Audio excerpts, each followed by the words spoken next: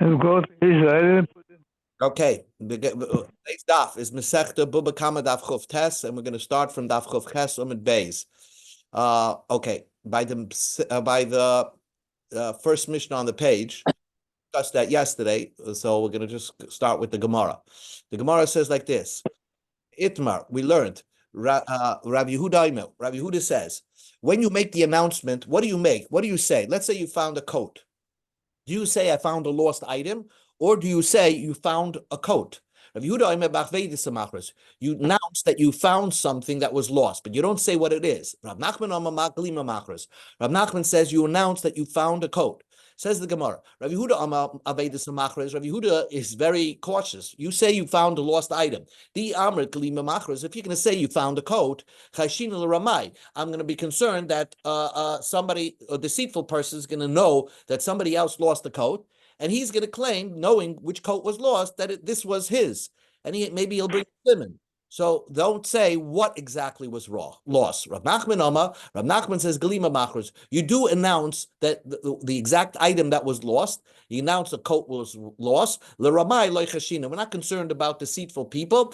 Then came in l'dova soif. Then there's no end to it, because you're always going to find that maybe the Ramai knew that somebody else lost this. And maybe he's going to start the guessing game that maybe somebody lost the coat, and that's how he's winning the finder over. Tonight we learned in the Mishnah.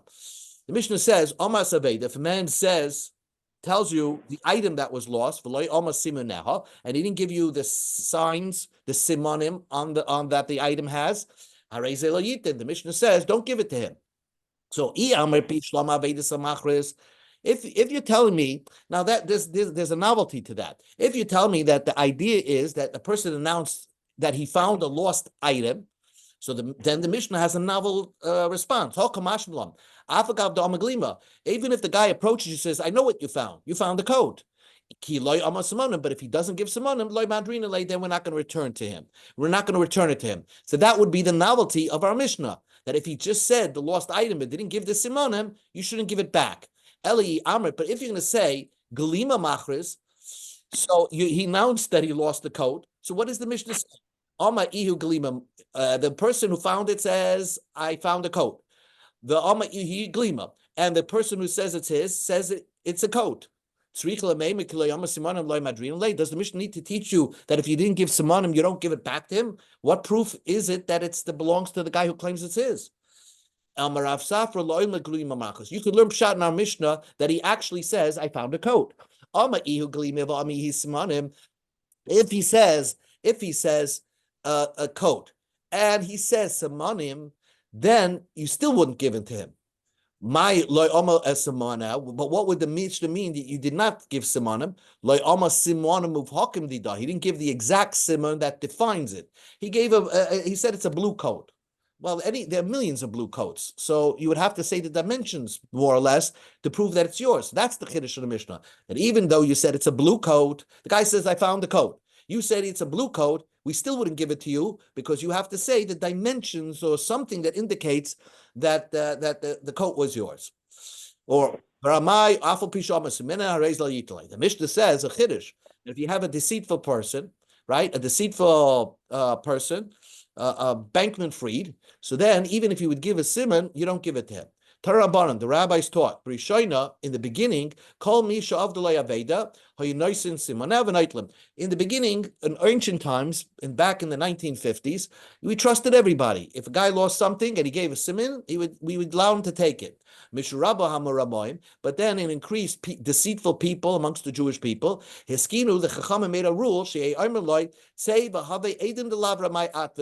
you have to bring not only proof that the item belongs to you, but you have to bring like character witnesses that say about you that you are not a deceitful person. Like the following story: the Avu de Rav Papa, the father of Rav Papa. Okay, you would think he was a straight person. He lost a donkey and it was found. Also, the Kamid Rabba Bar Huna. So they came to Rabba Bar Huna. And they wanted to give the donkey back to Rav Papa. He probably the father of Rav Papa, and he probably gave good simonim. Amalei, so Rabba Bar Huna said, "Zil Aisi Sadi Delav Ramayat, bring me witnesses that you are not a deceitful person. The tool and take it." right, and take it. Also, I see Simone Sade, and he brought witnesses that prove that Rav Papa's father was not a deceitful person. Amalahu, so Rabbi Bar Huna asked the witnesses, Yedid Sebei Ramohu, do you know if he's a deceitful person? Amrle, yes, he's a deceitful person. That's what they thought. Amalahu, so Father Rav Papa turned to the aide and says, Ana Ramana, Ana, you think I'm a deceitful person? So they mistakenly misunderstood the question from the judge, so they mistakenly answered the wrong answer. Amrle, so they said, Anan lav ramai at kamrina. We meant to say that you are not a deceitful person.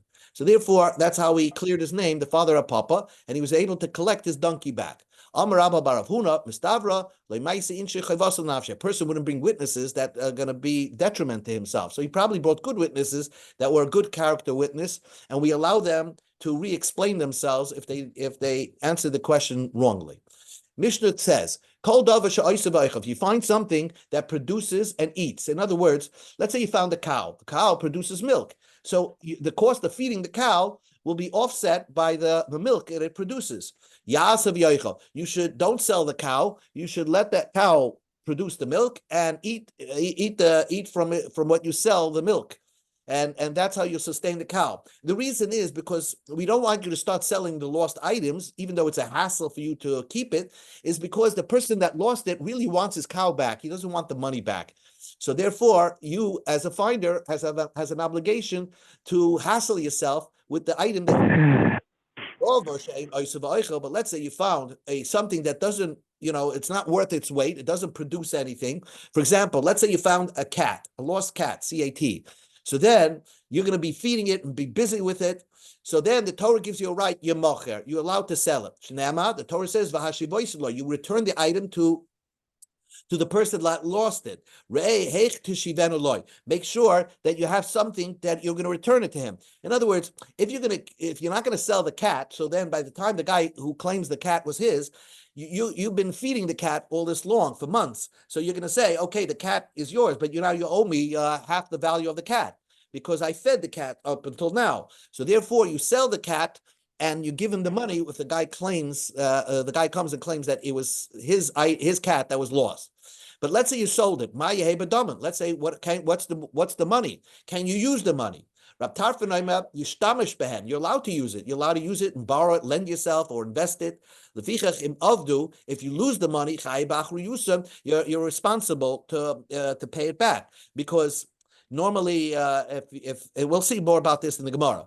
Rabbi Kiva says, you're not allowed to use the money. You sold the item that you found, and let's say the cat, and now you have, let's say, $1,000. You can't use that money. If somehow this item, the money got lost, you're not held responsible. So here we are,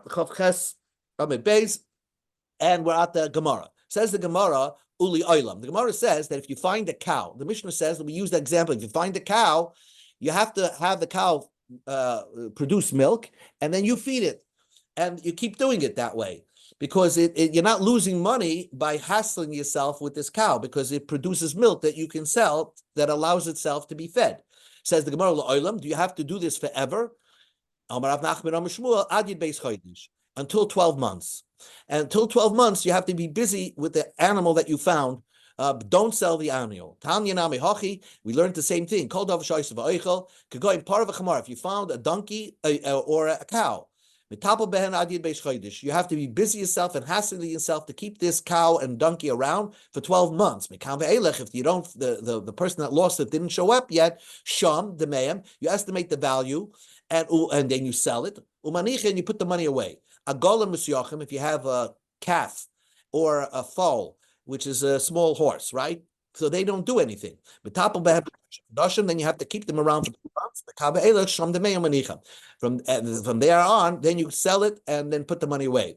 Let's say you find avozim v'tarnagolim, geese and roosters. Roosters don't produce eggs, right? So then you're busy with it 30 days. Then from there on, then you have to estimate and then sell the goose and the rooster and keep the money. Put the money away. What about a tarnagoyos? A chicken. A chicken produces eggs. So then Rab Nachman Yitzchak says it's kibehema gasa, and as a din like a cow, that you have to keep the chicken around for 12 months, because again, you're not allowed to sell these items because the person that lost it really wants his chicken back. So you have to be busy yourself at least for 6 months, because the chicken produces eggs. Tanya Nami Hoch, we learned in the Brisa, Tanagoyis behem agasam tapa behem shnei masa chodesh, kam be'ela sham debeim manicha. Now the Brisa seems to say agolin syachim tapa behem lamed yoim, kam be'ela sham debeim manicha. For a small calf, you busy yourself for 30 days. Well, the previous Brisa says a small calf, you busy yourself for 3 months. So here it says 30 days. Avozim and tarnagoyim, geese and roosters, chol davar shtipulim merabim schare, metapel bem shloishim. You busy yourself for 3 days. So for a rooster or a geese, maximum you'll hold on to it is for 3 days, not more. But the previous Brisa, it said you hold on to it for 30 days. So now the Gemara asked the basic question: Kasha golim misumachim. These two brises seem to contradict each other in the amount of time that it discusses when it concerns a calf or fowl, or geese and chickens, geese and roosters. And says the Gemara, it's no difficult. It's not a difficulty. Ha the raya, ha the pituma. If this animal is grazing in your property and it's not a real hassle to hold on to it, so then a small calf, you have to be busy yourself for 30 days, for 3 months. But if it's a type of calf that you don't have, let's say it's the winter season and there's no grass in the field, so you have to bring it into your house and you're constantly feeding it, then the maximum you should hold on to it is for 30 days. Holding on to a rooster. One Brisa says you hold the rooster for 30 days. The other Brisa says you hold the rooster for 33 days, like kasha. It's not difficult. Ha beravrave. If it's a big rooster, so then it eats a lot. So therefore, you hold on to it for 3 days. Obviously, a rooster is not producing eggs, so you're not gonna gain. You're losing as long as you hold on to it. Ha bezutre. But if you have a small rooster, it doesn't cost you a lot to feed it. Hold on to it. Maybe the person who lost it will come and claim it. The Mishnah says, again, if you find, let's say, a cat, an example, then you have a right to sell it. Because rabbis taught, make sure that you return the item to the person who claims it's his. Make sure he gets some money back. Not that you should have the cost you deduct the cost of a calf for a golem that you found. Let's say you found 2 agolim, right? To feed those agolim, you had to feed them the value's worth of an egel. So then he's losing half his value. You're returning him half the amount that he lost. Again, a rooster for a couple of roosters. Let's say you found 2 roosters, and to feed those 2 roosters, you're going to have to put an expense of the amount of 1 rooster. So the person who's going to finally say that it's his, he's going to lose 50% of what he lost. So therefore, the Torah says, in that case, you should sell it right away and put the money away. So the Gemara says, okay, so you sold it right away. So the Gemara, Mishnah had a machlekes. Rabbi Ma'yeh bedamim. Let's say you sold the cat. Let's say you sold the rooster. Now you have the money. Can I use the money for my personal expenses, or use it to invest? Rab Tafra noimi yishtamish. Rab Tafra says you could, and Rab Kiva says you're not. So the Gemara explains, Atkan like pligi. The argument is, we go to Chav Tes Amar Aleph, El kishtamish behem. You're allowed to use it. But if you don't use it, right? If it got lost, potter, right? So if it got lost, it's potter. So when you watching money on somebody else's behalf and it gets lost, and we say that you're potter, basically we're saying that you're a shomer chinam. So who holds? We had this machlekes before, but there's a machlekes what a shomer aveda. Is he a shomer chinam or shomer sacha? Rabbah says he's a shomer chinam. So and Rav Yosef says he's a shomer sacher even without doing anything.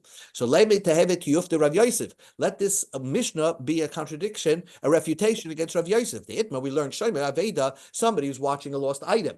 Rabba amak shomer chinam. He's doing it for free. He doesn't get paid. So therefore, if anything is lost, he's not responsible. Rav Yosef Amar kishomer sacher. He's like a shomer sacher, because Rav Yosef said that anybody who finds an Aveda, while he's being busy with the Aveda, he doesn't have to give tzedakah. Let's say he found a cow and he's busy feeding the cow.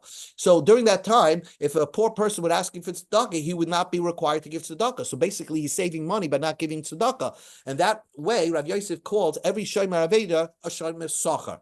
So this Mishnah, who seems to imply that as long as you don't want to use the money, as long as you didn't use the money, or as long as you didn't even sell it, you have a din like a shomer chinam. So this would be, our Mishnah would be a refutation against Rabbah, against Rav Yosef. Amalach Rav Yosef, so Rav Yosef would say, no, I have a different shot in the Mishnah. If it was actually lost, everybody agrees, Rabbi Kiva, Rabbi Tafel both agree that if it was stolen or lost, you're obligated to pay because you're really a shomer socher. Ki pligi, when are they arguing, does the shomer aveda get upgraded when he turned the lost item into money? Does he get upgraded into becoming a borrower? Okay, and then he would be chayav even anything that happens to it because he's like a borrower. He has a right to use the money, and therefore he's a borrower. And therefore, if anything would happen, let's say bandits would come, or whatever happens to the money, a fire happens, you're responsible to pay. Rabbi Kiva, said, you're not allowed to use that money. He's not considered a borrower, and therefore, if a mishap happens that's not his fault, he's not responsible to pay the person who lost the item. So the Gemara asks the question, if that's the way you're learning Pshat in the Mishnah, let's examine the language of the Mishnah. The word lefichach, Rabbi Kiva says you're not responsible. If you're going to say that the question was in the Mishnah, do you upgrade to become a shomer socher? You start off as a shomer chinam, and Rabbi Tarfon says you become a shomer socher because you could use the money, and Rabbi Kiva says no. So then everything makes sense in the Mishnah. The language of the Mishnah makes sense. Rabbi Kiva. That's why Rabbi Kiva says, Rabbi Kiva says you're not responsible. You remain a shomer chinam because you're not allowed to use the money. I would think you start off as a shomer socher, like Rav Yosef said, shomer aveda is a shomer socher. Uva geneva and you're always responsible. Geneva Veda, Kamashma Laficha. That's why Rabbi Kiva is saying, no, you're not responsible at all. You remain as a shomer chinam. Since we tell you can't use the money, so you're not really getting paid. You're not a shomer socher. You remain as a default shomer chinam, and that's why you're not obligated on Geneva Veda. And that's how you can learn Pshat in Rabbi Akiva. Ella, if you can learn the way Rav Yosef learned the Mishnah, if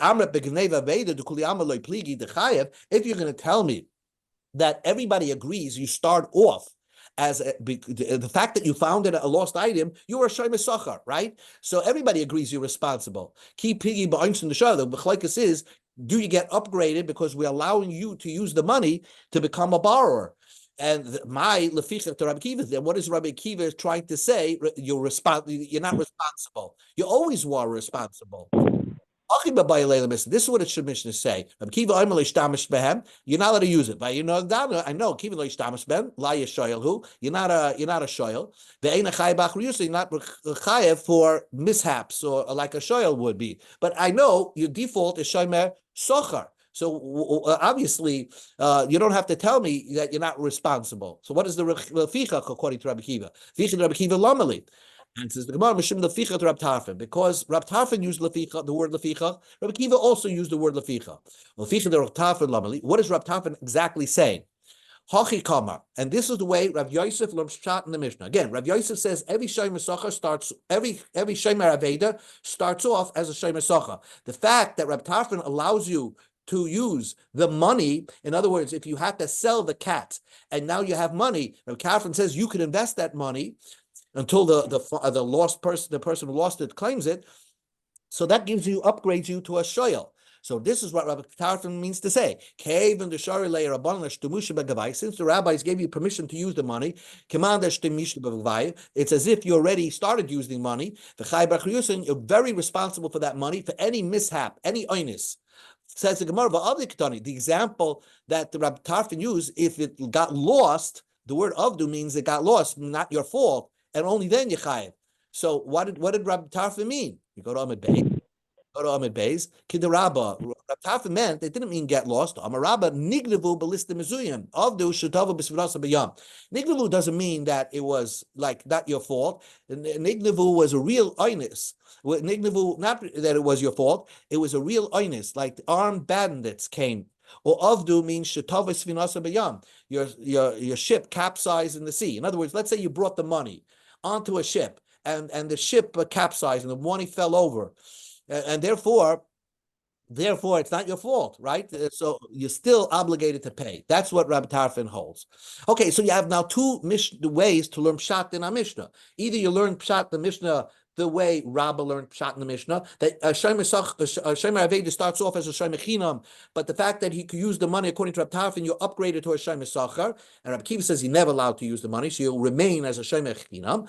And Rav Yosef learned Pshat in the Mishnah that you start off as a Shomer Sachar, but the question is, do you get upgraded to a Shoyel because you could use the money? If you're upgraded as a Shoyel, then you're obligated for any terrible mishaps that are totally not your fault, as any borrower is responsible. Rabbi Yehuda said the name of Shmuel, halacha k'Rab Tarfon. The halacha is like Rab Tarfon. Says the Gemara story. B'yad Rachba havale hanizuz de yasme. In the hands of Rachba, he had money. Now, this wasn't the case where he found something and sold it for money. The Yasaimim gave him money, right? And he was watching money for Yasaimim. Maybe the father gave the money and then he died, whatever. Also, the comment of Yosef, since the money is sitting in my safe, can I use the money? Although the money is earmarked for Yasaimim, can I invest the money? Amalei, take a free loan for myself. Amalei, so Rav Yosef said, Rav Tarfon says you could use the money. Amalei Abayas, or Abayas said to Rav Yosef, that's not true. In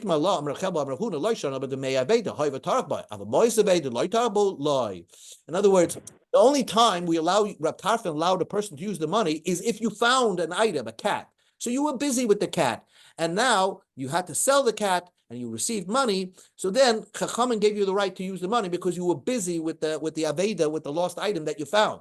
But if you find money, if you didn't find a cat, but you actually found money, then you didn't have to be busy yourself with it. So then even Rab Tarfon would not give you permission to use it. Bahani, these money of Yisoimin, it was money of a lost item, and therefore you have no permission to use that money. So Amalei, so Rav Yosef agreed with Abaya. Zil, he told Rachva to go home. Abaya is correct. He didn't allow me to permit you to use that money. Now the Mishnah says, Matzah Svarim. Let's say you find, let's say, a Megillas Esther. So let's say you find the Megillas Esther. It's a very expensive item. But if you leave it, and it could get wormy. So Karim Behem Echel Shlosh says the Mishnah, you should read with it once in 30 days. If you don't know how to read with it, go and just roll it up. So you use it a little bit, air it out. Don't use it as a book that you're learning something new for the first time, because when you learn something new for the first time, you're gonna put your saliva over it, and you're gonna ruin it a little bit. So therefore, if it's something that you learned before, don't use that. Don't use that as something that you're going to learn with. Says the Gemara, says the Mishnah further, and nobody should read with you. In other words, you shouldn't have two people using it. You're going to pull in one direction, the other guy is going to pull in the other direction. It could get torn. So don't do that either. Matzaksus, let's say you found a coat, right? You should shake it out once in 30 days. You can spread it out for the benefit of the coat. Don't put it on for your honor. You're just doing things to take care of the coat that you found. If you found a silver goblet or a copper goblet, you're allowed to use it every once in a while, but not to rub it out. So you have to be careful, because again, items need to be used, otherwise they rot. But gold, a gold goblet or a glass goblet, nothing happens to it. They can last thousands of years. Don't touch them, don't use them until Eliyahu Navi comes. Let's say you found a valise, or let's say a garbage pail. So, and you're an Adam Choshev, right? So then we exempt you from from picking it up and busying yourself, returning the lost item. You shouldn't take it because it's not your self-respect for especially a chash of a person to walk around with a garbage pail to try to return it to its rightful owner. Says the Gemara, a few more lines. Amar Shmuel says, if you find tefillin in the street, you should sell it right away, put the money away. Ravina asked the question, but our Mishnah says, Matzah Svarim, if you find a Megillus Esther like Svarim, you should keep it and you should try to read it and use it. And the Mishnah says you roll it, but the Mishnah doesn't give you a right to sell it. So why did Shmuel say, if you find a pair of tefillin in the street, you should sell it right away? Amar Abaya, that's the big difference. There's always a writer or somebody who will sell you a new pair of tefillin. You go into Chaim V'Shalom, you have 20 pairs of tefillin for free there. But svarim like shlicha, a svarim, and especially in the time that the Mishnayos were written, it was not common to have your own Megillus Esther or your own little cloth of a Tanakh, and therefore you shouldn't sell it because the person who lost it really wants his sefer back, and it's not easy to obtain another one. Tanu Rabbanan. The rabbis taught, if you borrow a sefer Torah from your friend, don't lend it to somebody else. You should open it and read it, and don't learn a new topic with the sefer Torah that you borrow, because you're going to ruin the sefer Torah. Don't read it with somebody else, because you'll pull in one direction, he'll pull in the other direction. And that's with borrowing a sefer Torah. If you deposit a sefer Torah by your friend, he should roll it every 12 months. You should open and read it. But if he opens it and reads it by himself, also he shouldn't do that. We'll see what this all means. If it's a new sefer Torah, you should be busy and opening it every 30 days. If it's an old sefer Torah, once every 12 months. Whether it's a new sefer Torah, an old sefer Torah, once every 12 months. So we're just going to explain. We're going to do another 1 minute. And then we're just going to explain this brisa. Amamar, we learned before. If you borrow sefer Torah from your friend, don't lend it to somebody else. So the Gemara says, "My iri sefer Torah." What's the whole concept of a sefer Torah? I feel it called mili nami. Even if you borrow your bicycle from your friend, you're not allowed to lend it to somebody else. He lent it to you, not to lend it to somebody else. Don Rav Shlokish or Shimon Lakish says, "Kanshan Rebbe ein ashar l'shar lahashel ben asoicher l'shar lahasker." A borrower cannot lend out, and a renter cannot sublet. So the Gemara says, Sefer Torah itzrachalei.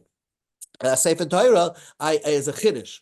I would think a person, the owner of the Sefer Torah, doesn't mind if you lend it to somebody else, because he would want his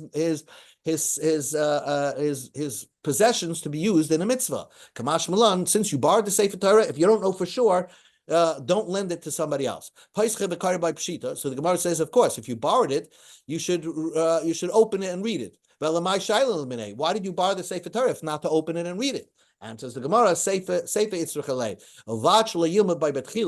that you shouldn't learn it for the beginning. You shouldn't learn from the Sefer Torah a new topic, because you may come to ruin it. Let's just do two more lines, and that's it.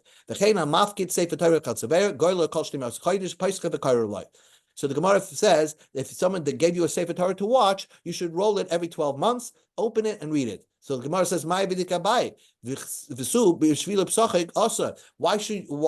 it doing by you? And furthermore, if the Brisa says you're not supposed to open it and read it, but then you tell me you're allowed to open it and read it. If you're watching a Sefer Torah of somebody else, you didn't borrow it, but he gave it to you to watch, if you should open it every 12 months, but if you happen to be reading it as you're rolling it, that's okay. But if you're opening it to read it because you want to read what's in the Sefer Torah, not for the sake of the Sefer Torah, asr, that's asr. Okay, Sumchus Oimer b'chodesh shleish yom b'yashin shnei masar chodesh. Rabbi Eliezer ben Yanka Oimer echad zeh shnei masar chodesh. The Sumcha says a new Sefer Torah is once every 30 days you should open, an old Sefer Torah is once in every 12 months. Rabbi Eliezer ben Yaakov says, you should open it once in 12 months. Says the Gemara, Rabbi Eliezer ben Yaakov, Hani Tanakama. Rabbi Eliezer ben Yaakov is saying what the Tanakama says. The Tanakama said, whether you borrow a Sefer Torah, whether somebody gave you a Sefer Torah to watch, you should be rolling it every 12 months. And so the Gemara says, Ella, you have to change around. Rabbi Lezer ben Yaakov oimer, echad zeh, ve'echad shesh, shloshim yoyim. Rabbi Lezer ben Yaakov is the most strict. Rabbi Lezer ben Yaakov says, if someone gives you a Sefer Torah to watch, or if you borrowed a Sefer Torah, you should be rolling it every 30 days to keep it in shape. Okay, we'll stop over here. Okay. Yeah, thank you.